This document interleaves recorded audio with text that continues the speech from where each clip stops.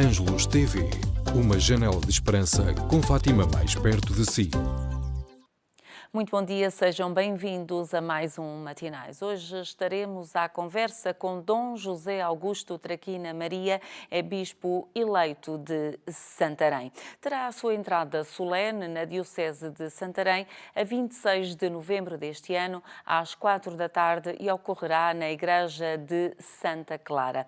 Vai suceder então a Dom Manuel Pelino, que renunciou por motivos de idade, anunciou a Santa Sé. Dom José Augusto Traquina Maria, de 63 anos, nasceu a 21 de janeiro de 1954 em Évora de Alcobaça, portanto o distrito de Leiria, e foi ordenado padre a 30 de junho de 1985.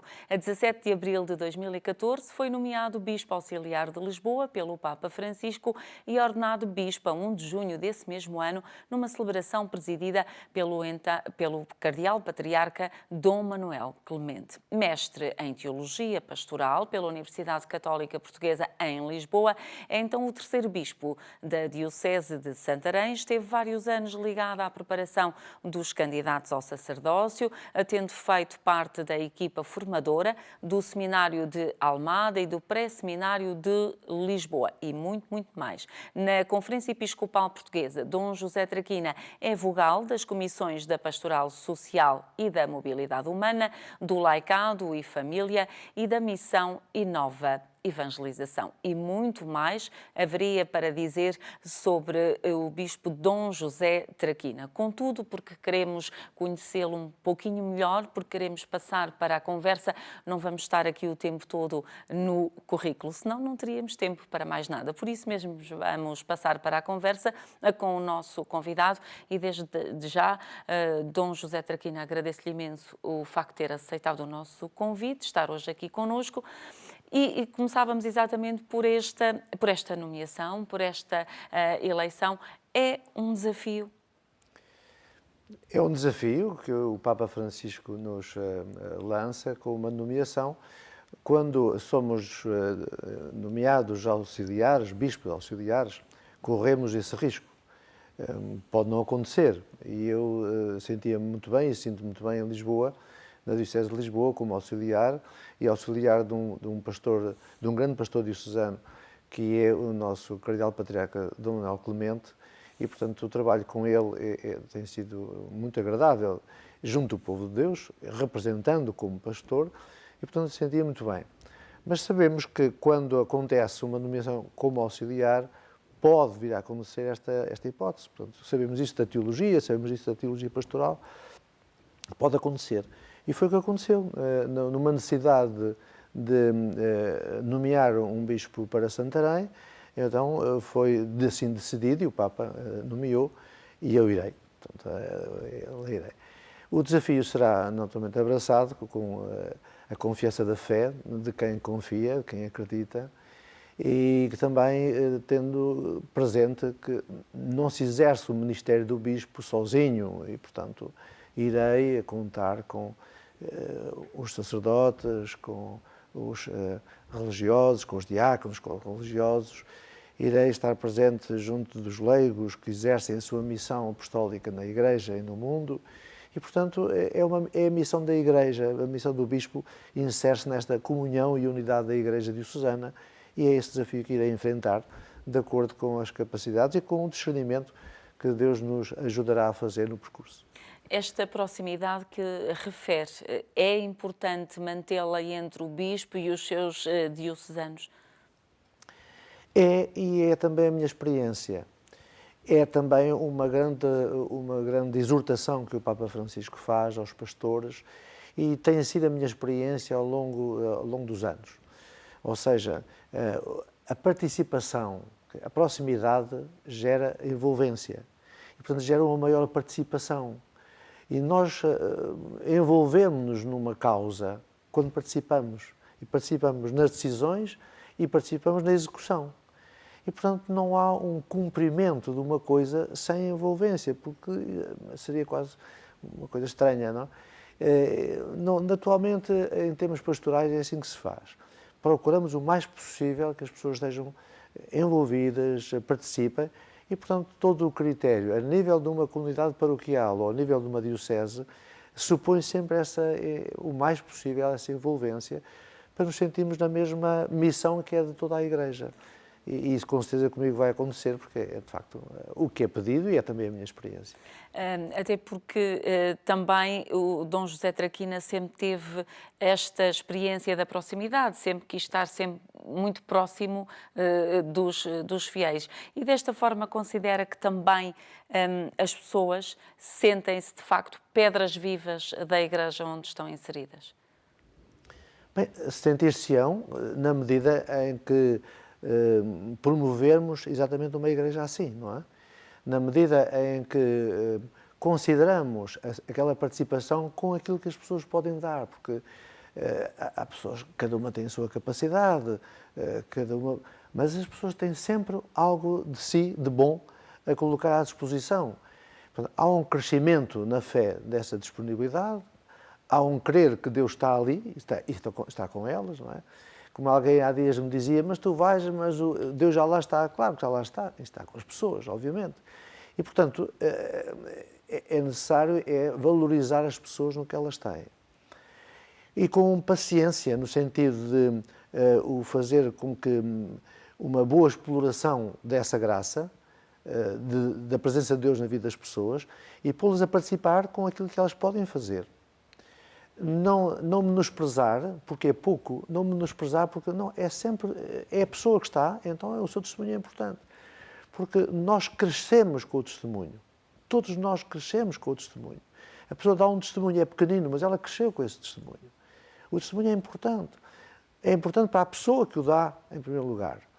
Ora, promovendo o testemunho não é aquilo que apenas o que nós recebemos, mas a pessoa logo teve um crescimento em si mesmo. E, portanto, isto é assim, de facto, quando o Papa exorta ao acolhimento no sentido do encontro com Deus, a sublinhar este encontro com Deus, e a pessoa testemunhar isso, mesmo que não saiba, não tenha nenhum curso superior, mas testemunhe esse encontro, testemunhe essa experiência de fé, testemunhe a luz interior que está nela, a esperança que suscitou, diga, testemunhe, fale disso aos outros.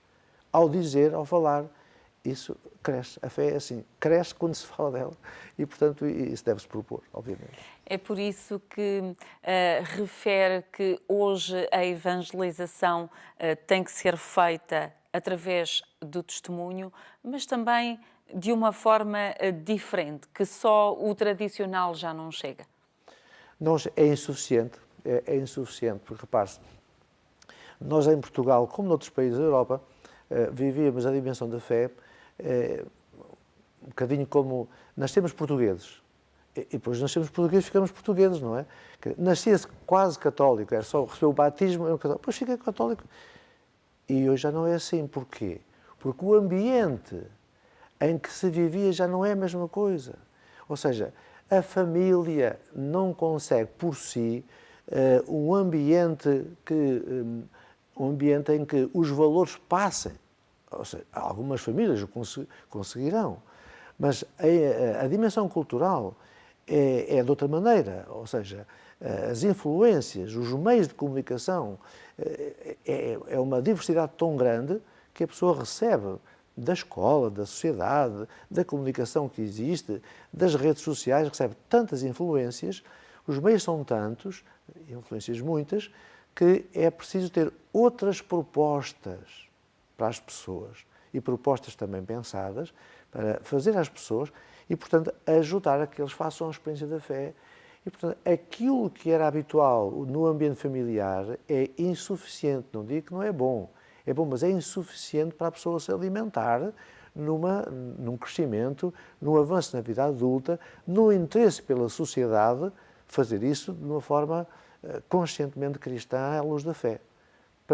Para que isso aconteça, precisa de ter outras ajudas que sejam propostas pela comunidade cristã, pela paróquia, pelo movimento apostolado, pela diocese, que sejam propostas a vários níveis também, para que as pessoas possam crescer com essa capacidade e com essa força. Podendo haver até uma interligação entre os diferentes movimentos que integram uma paróquia, uma diocese, e podendo trabalhar por vezes mais pelo bem comum em prol do mesmo objetivo e terem essas iniciativas que permitam essa evangelização de forma diferente? Sim, não podemos ter a pretensão de uma comunidade cristã, uma diocese, todo mundo direitinho, tudo muito afinado, em que ninguém sai da... Bem, a realidade humana não é isto, não é? Quer dizer, a comunhão espiritual da Igreja não é tudo igual, tudo vestido da mesma maneira, não é isso. Essa unicidade, não, a comunhão é espiritual. E alguns têm um carisma de estar daquela maneira, outros têm de outra maneira. E não há nenhum problema em relação a isso, desde que o objetivo seja cristão, seja evangélico, seja boa vontade. E é bom que a pessoa animada carismaticamente num determinado movimento apostolado reconheça, obviamente, que outros descobriram Cristo de outra maneira, mas estão lá e portanto, nesse sentido, estamos na mesma igreja. Não há dificuldade nisso. O objetivo, digamos, de facto, é o mesmo. Qual é que é o grande objetivo? O grande objetivo é a santificação do mundo, é que isso seja bom, é que isso seja um espaço onde dê gosto de viver, é que o ambiente destas pessoas e a natureza criada seja bom, porque Deus quer isso. Foi por isso que Jesus veio. Não é? Portanto, a Igreja existe por causa disso. Logo, mas a forma de lá chegar, os meios, podem ser diversos. E aqui vem, de facto, o sinal diocesano. Aqui, se quisermos, vem teologicamente a figura do bispo. O bispo, de facto, é a figura de comunhão, como sinal da comunhão entre todos. E, portanto, não pode dizer aquele não, aquele sim, aquele não gosta. Não, quer dizer, são cristãos, estão de boa vontade, então vamos conversar, vamos dialogar, vamos rezar, mas, claro, quer dizer, há opções a fazer, com certeza, mas não pode ser o bispo outra coisa que não seja, de facto, a pedra de comunhão entre todos. Entre todos. Na carta que dirigiu aos diocesanos, logo após esta eleição, escreveu o seguinte: a todos sugiro que nos unamos em oração, pedindo então a Cristo, bom pastor, que nos faça crescer no seu amor generoso, perdoe as nossas faltas e nos renove na alegria da fé, de modo a podermos testemunhar com verdade como é bom pertencer à sua família. E atualmente aqui faz um apelo, pareceu-me, à oração, à comunhão. Ela continua a ser fundamental nos dias de hoje. Continua. Mesmo fundamental. Ou seja,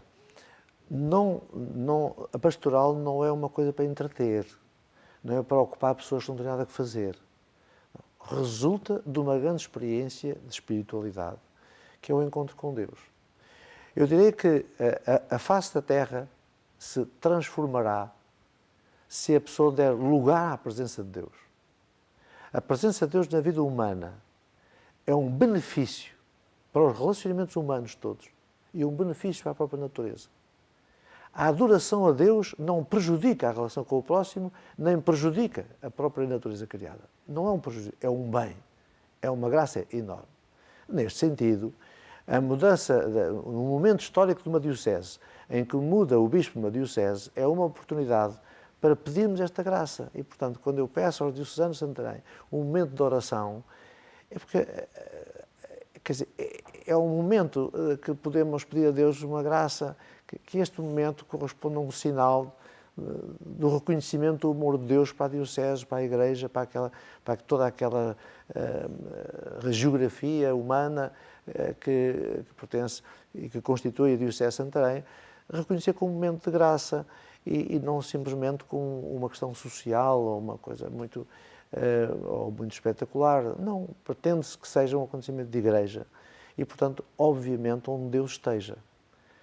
E, nesse sentido, para que Deus esteja conscientemente, a oração é essa experiência do encontro que nos vai conseguir acompanhar. Mas, nesta altura, é até muito bom e, para mim, em especial, para me sentir mais descontraído, abraçar um novo desafio.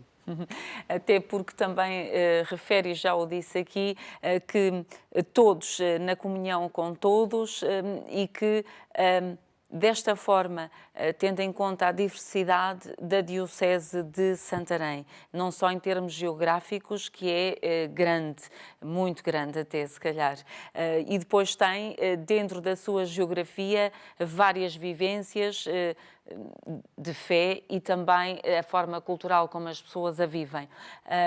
E tudo isto depois na comunhão, Dom José Traquina, demonstra também a todos que todos são amados de igual forma por Deus. Por vezes parece que temos a sensação que não é assim e é preciso ir renovando este sentimento. Sim, isso, eu conto estar atento às situações mais diferenciadas na Diocese, obviamente.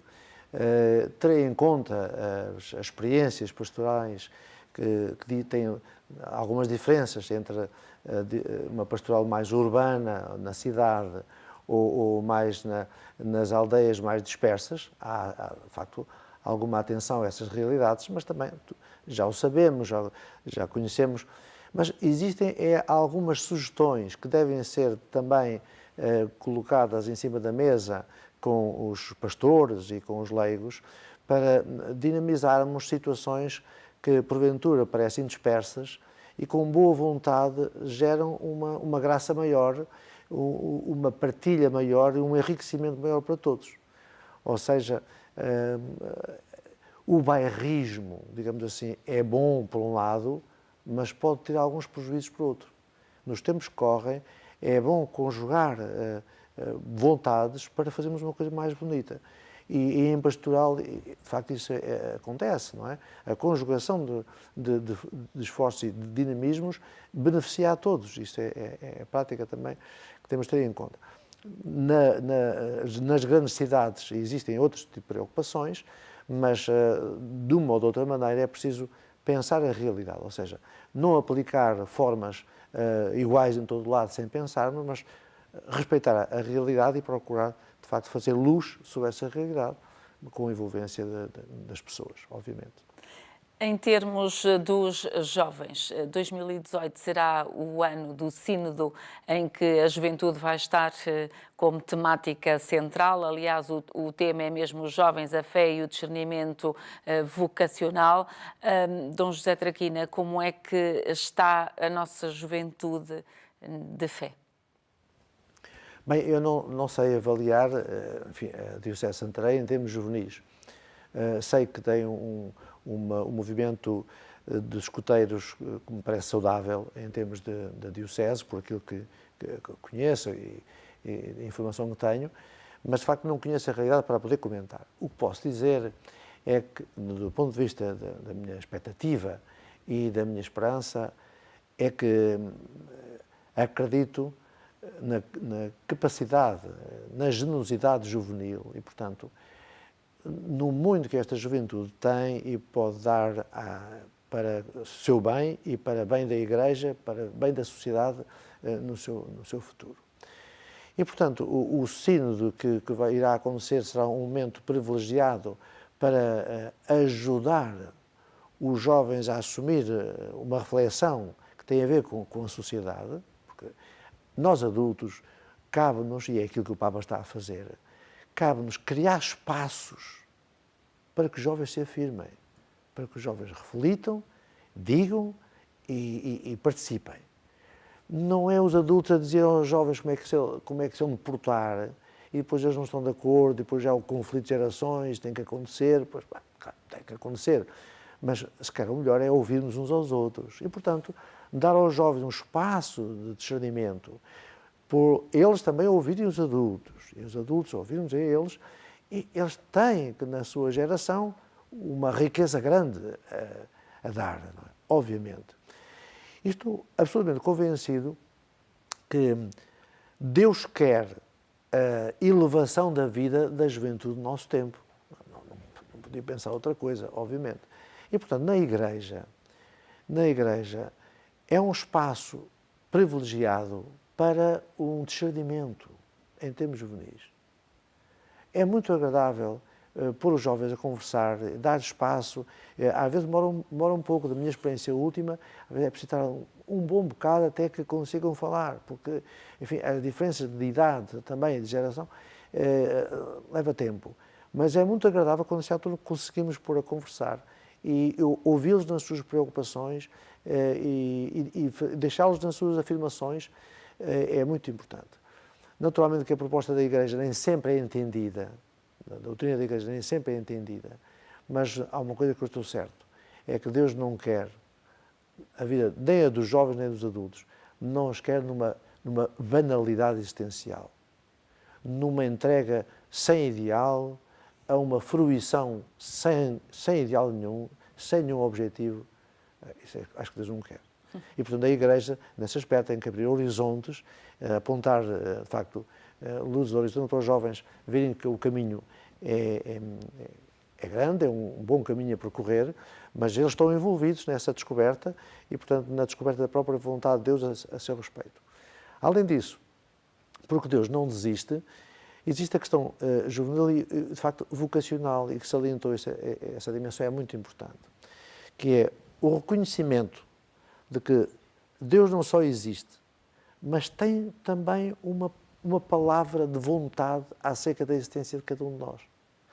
E aí é muito interessante rezar com esta dimensão, que é rezar no sentido da escuta. O que é que Deus quer da minha vida? Quando nos colocamos nessa atitude, reconheçamos, é qualquer coisa de bom e de grande, de muito digno, com certeza. Quando o jovem se coloca assim, tudo ganha mais graça e, portanto, a dimensão vocacional na juventude penso que se deve colocar com muita firmeza.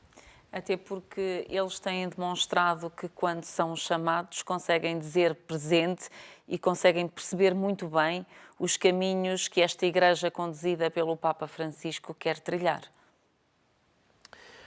Sim, eu tenho, da experiência que tenho tido com os jovens, que eu acho de grande beleza, é a capacidade que o jovem tem, por exemplo, obviamente, de momentos de oração profundos. São capazes de rezar. Então, são capazes do encontro. Nós dizemos, toda a gente nasceu com capacidade de... Mas eles fazem isso, são capazes de fazer isso. E quando não o fazem, quando o jovem é convocado ou chamado a um grande encontro, e vem aqui um problema com jornadas mundiais, encontros nacionais, quando o jovem vai a esses encontros, e vão sempre com grande expectativa desses encontros, quando não participam num encontro que toque profundamente, vêm frustrados, vêm desgostosos. Vêm desgostosos porquê? Já iam à procura de dificuldades, porque é muita gente. Mas não há um momento que os toque profundamente, bem, não, desta vez não consegui. Agora dizem, falhou-me qualquer coisa. E o falhar qualquer coisa foi o não ter conseguido parar serenamente e fazer uma experiência de Deus. Portanto, os jovens têm esta necessidade também, que é de fazer realmente um encontro que toque profundamente os seus corações e as suas vidas. Quando isso acontece, ficam felizes, não é? E, obviamente, todos nós, quando isso acontece, ficam felizes, eles também. E, portanto, é bom que naquilo que se for promover no futuro, isso seja...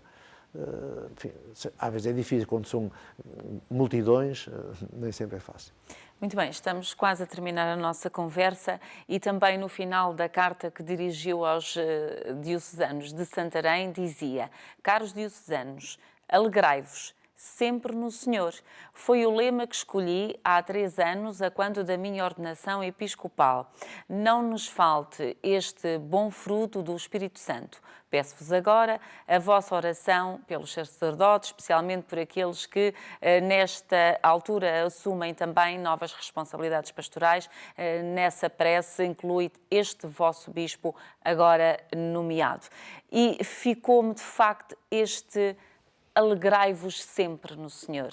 Se estivermos sempre na confiança dEle, se lhe entregarmos a nossa vida, estamos neste caminho pleno da felicidade de Dom José Traquina. Bem, essa frase é de São Paulo aos Filipenses, 4:4, e é uma frase que eu escolhi como lema pessoal quando fui ordenado bispo há 3 anos. Não se trata de viver sempre com sorrisos, quer dizer, a alegria não é o momento festivo, o evento, não é apenas isso. A alegria é de quem tem uma experiência tão profunda e tão grave, com tanta seriedade, que nos acompanha uma esperança tão grande que nos anima. E, portanto, essa animação alegra-nos porque, mesmo que haja qualquer dificuldade ou qualquer drama, sente-se acompanhado. Há a alegria de quem venceu o isolamento, de quem vive situações mais dramáticas e não se sente sozinho, mas se Deus está comigo, está a ter uma luz, a ter uma saída. Quem vive nesta confiança vive uma alegria especial de quem venceu a solidão. Quem vive esta dimensão vive a alegria de vencer ansiedades. A pessoa vive uma ansiedade permanente. O mundo, uma ansiedade permanente com tudo. A pessoa vence a sua ansiedade, não é porque não tenha que fazer, não é porque não tenha objetivos ou não tenha sonhos, pode ter isso tudo, mas vive de outra maneira.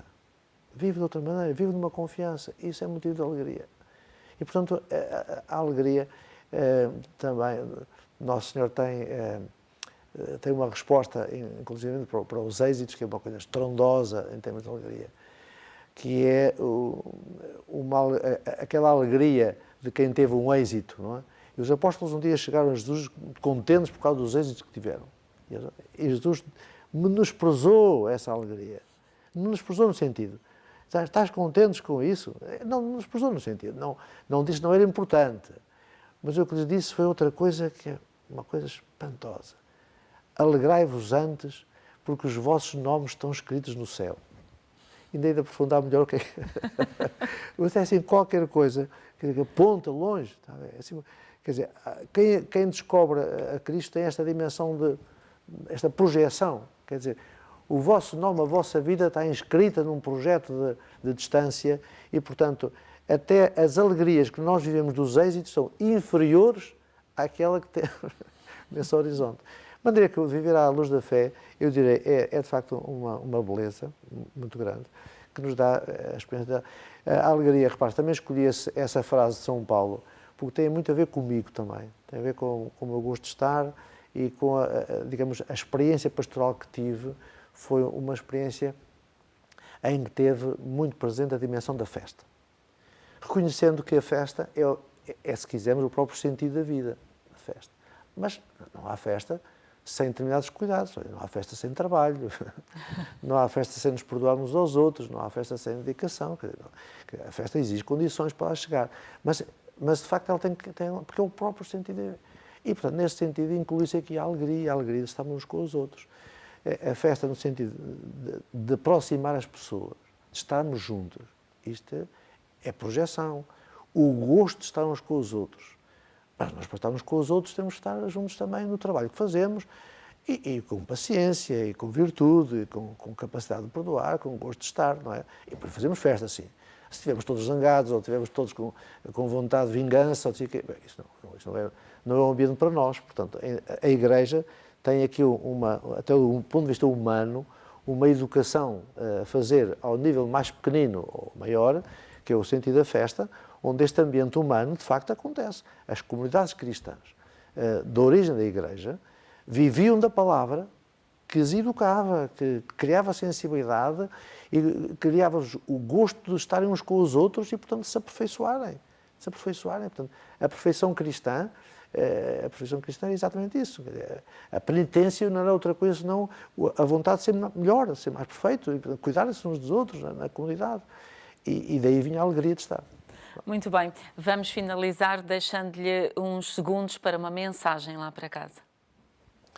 A mensagem que eu deixo aos diocesanos de Santarém e a todas as pessoas que nos acompanham é esta grande exortação que também o Papa Francisco nos dá de nos encontrarmos com Cristo pela oração, pela palavra. Não é? Cristo vem até nós pela palavra. Então, fixando uma palavra, tendo uma palavra do Evangelho que faça eco em nós e fazendo um momento de oração, isso é fonte de alegria e até de mudança interior, de abertura e de inovação. darmos possibilidade que isso aconteça. Darmos possibilidade, ou seja, permitir que Deus tenha lugar nas nossas vidas. Então, promover isso, acreditar que é um momento de bem para nós e para os outros. Nesse sentido, então, um grande apelo à oração para os diocesanos de Santarém e para toda a gente, não desistam dessa experiência, que é a grande mensagem do Evangelho, dos pastorinhos de Fátima, é a grande mensagem que nós recebemos e, portanto, tornando presente esta possibilidade, nós tornamos presente no mundo o amor de Deus que Cristo nos veio trazer. Dom José Traquina, muito obrigada por ter vindo ao Matinais. É assim que chegamos ao final desta nossa conversa. Dom José Traquina é bispo eleito de Santarém, vai entrar solenemente a 26 de novembro pelas 4 da tarde. Portanto, fica por aqui esta conversa. Quanto ao Matinais é tudo. Desejo-lhe a continuação de um excelente dia.